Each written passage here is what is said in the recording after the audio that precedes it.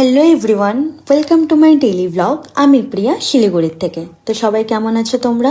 আশা করি ভালো আছো। বাট আজকে আমার মনটা একদম ভালো নেই। আজকে আমার সাথে খুব খারাপ একটা জিনিস ঘটে গেছে।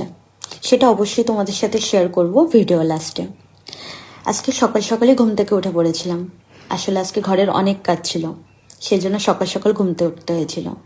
বাইরে তো প্রচণ্ড ঠান্ডা, লেপের তলার থেকে তো বেরোতে ইচ্ছে করছিল না, কিন্তু কি করব, নিজের সংসারের কাজ তো নিজেকেই করতে হবে, তাই উঠে পড়েছিলাম। আর তাছাড়া আমরা মেয়ে, আমাদের মেয়েদের অনেক কিছু সহ্য করার ক্ষমতা রাখতে হয়। যেরকম মায়েরা ছোটোবেলায় এই ঠান্ডার মধ্যে উঠে ভোরবেলা কত কাজ করতো, তখন না বুঝতে পারতাম না যে মায়েদের কষ্ট হচ্ছে, কিন্তু এখন বুঝি।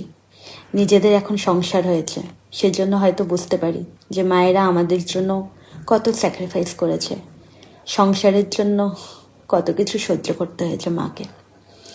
আসলে আমাদের মেয়েদের জীবনটা না বিয়ের আগে একরকম থাকে, আর বিয়ের পরে পুরো জীবনটাই যেন পাল্টে যায়।